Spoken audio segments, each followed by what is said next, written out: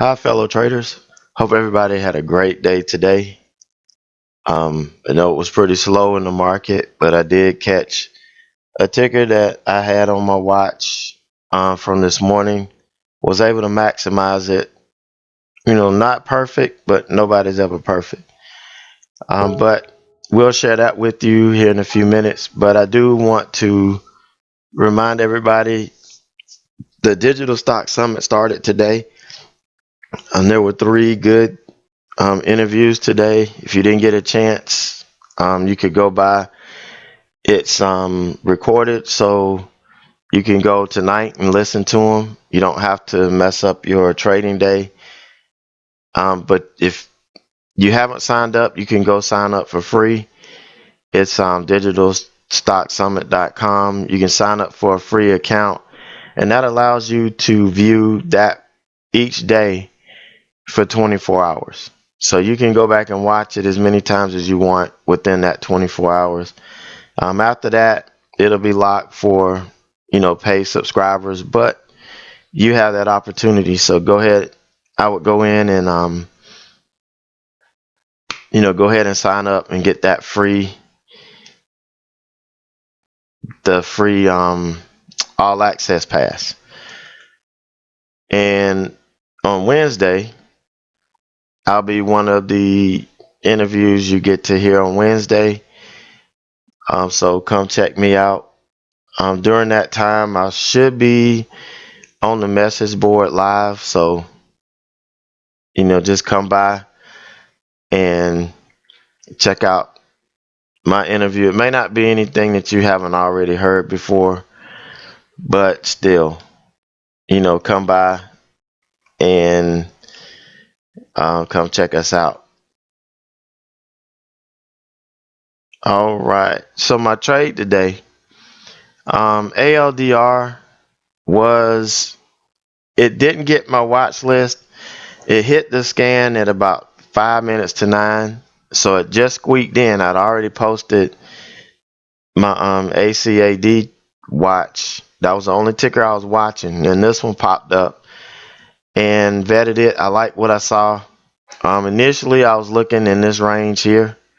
That was a trading range I wanted to see it in, but obviously, at the open, a lot of times it just takes it out. So it took out the trading range I was looking at first. This still was a nice window. All of these are dollar windows here.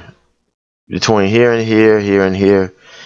I wasn't looking to trade it in between here because it was a little tight. But it was a good ticker, and I missed the first move I could have taken on it. I could have done a 5-minute open range breakout, and instead of waiting for this candle to confirm, I could have taken it risking on this 23.75. So I could have got in at 24, risking 25 cents and the 9. And the VWAP right here. Because I was watching, this thing was riding the VWAP all the way up. When it opened, the VWAP shot up, telling me this is a strong stop. So I missed the long. So I was looking to catch the short when it bounced off, one of these levels. Had it pushed through these levels, then I would have gone looking for another one. But I was expecting it to fail to push this level. And a lot of times when we get a candle like this and then we get the wick that pops up above the level and then it comes back and the candle closes below the level I'm looking at, that's my trigger. That's my alert there. That's telling me that this is setting up. And I'll wait for this candle opened below this level and started to sell a little bit. That was my trigger. I went ahead and got short here at 26 and got a nice wash initially. Went ahead and took my first wave of profits at 25.33. This candle opened and sold off a little bit. I got profit at 25.05, and then it just got bought right back up. So went ahead and got out break even here.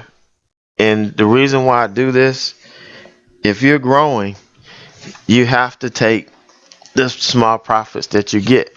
And this isn't that small. And you'll see at the end that this really isn't that small. It just depends on what size you're in. If you're in a decent size, this is not a small move. And the last quarter, I left on to see if it was going to hit this level here, but it didn't. It got out break even. So that was my first trade on it. Second trade, I was looking for the long again. It was strong here, and I figured if it got over this level, then I've got a chance for it to run up to this level. And it started looking strong again. It never did lose the 9, never did lose the VWAP. So it looked strong going up here, so I waited until it broke this level, and I got long here at 26.50. Risking on 26.21. 26.40 was too close, and this was the level it kind of based off of. So 26.21 was my stop on this. Got a nice run up, got out at 27.34, and was expecting this candle to push up further, but it didn't. This was a disappointing candle, so I said, well, let me go ahead and take another piece off here, and I did at 45. And I said, well, I wanted to see if it was going to test this again, but the 9 was up over it by now. So the 9 moving average was going to be my line in the sand. If the 9 held, I was going to add back the 1,500 I took off here. I was going to add back for the next push back up to this level, because I really expected this to have enough strength to push up. But you can see the volume started going off, and when that happens, a lot of times you're not going to get that strong push up. You're going to get more fading, or more chance of it fading to the downside than the push up. So I went ahead and because of this price action, I took off what I added on, and I took out the 15 that I added on here. I took it off, and then I got out of the whole trade right here. Still a nice lit. Between these two, the day was looking pretty good. So I kind of held on and watched. And this level right here, I was looking to see if it was going to base off of this level and give me another push up. But, this candle kind of really shook me out. It really didn't offer me another opportunity. I was looking for it to come down a little bit more uniform and then give me a nice base off of this. But the volume was going down. It was less than 100,000 shares. And so I just left it alone. I said I'll wait and look to see what happens, when I get back from lunch. I saw it failing this. It tried here one time and came back. It failed here, and this was the second time. So I went ahead and got short here because it looked like it was ready to wash back down to this 23.75 level. So I got short at 25.34. Took some profit here at 24.95, and then some more here at 24.50. And left, the last quarter on to see if I was going to get this. Now I really messed up because my platform took a nosedive on me, and I missed getting filled down in here on this wick. There looked like there was opportunity here, but I couldn't really do anything. So I did have to catch it when it came back, up when it was getting ready to close. I did get some here at 24.50 and left that last quarter on. Once it got over the 9, I went ahead and got out of it and at break even. So I knew at that time this trade was dead. The short trade was going to be dead because it reclaimed this level, reclaimed the 9, and then it reclaimed the 20. It really should have gotten out of it when it reclaimed this level here, but this kept me in. This could have been this trade taking out stop losses and getting ready to move back down, but it didn't. It moved up. So I held it for that extra tick and got out. Still a good profit on this. No complaints on it. What I really made a mistake on was just kind of getting greedy here. This is a clear level of resistance right here, this 2640 level. That was a strong level here at the open. So there was no reason for me to discount this, at this time. But I anticipated it. I anticipated the break. I was really looking for over this 2621 level.